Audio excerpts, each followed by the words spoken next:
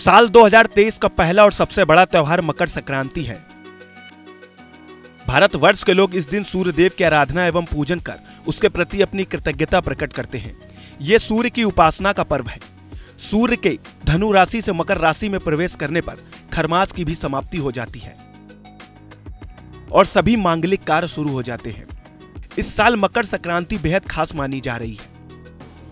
पुराणों के अनुसार मकर संक्रांति से सूर्य उत्तरायण होते हैं और ऐसे शुभ संयोग में मकर संक्रांति पर स्नान, दान और सूर्य उपासना से अन्य दिनों में किए गए दान धर्म से अधिक पुण्य की प्राप्ति होगी।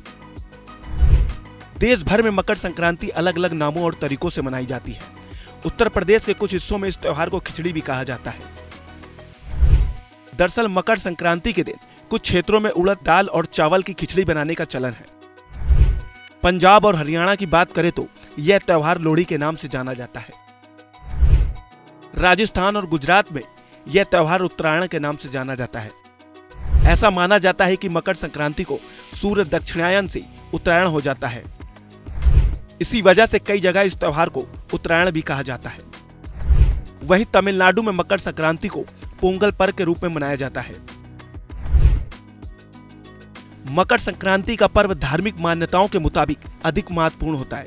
जब सूर्य एक राशि से दूसरी राशि में प्रवेश करता है जिसे संक्रांति कहा जाता है। इसी प्रकार सूर्य के मकर राशि में प्रवेश करने को मकर संक्रांति के नाम से जाना जाता है।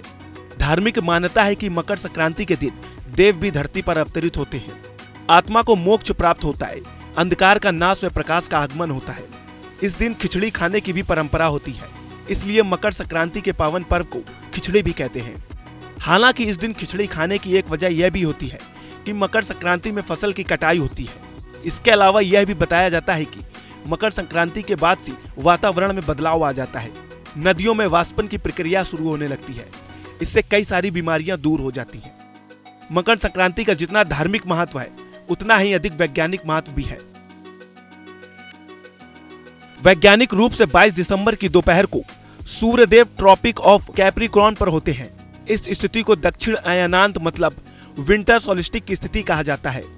इसी दिन उत्तरी गोलार्ध में सबसे लंबी रात होती है। मकर संक्रांति तक ठंड भी काफी जबरदस्त होती है।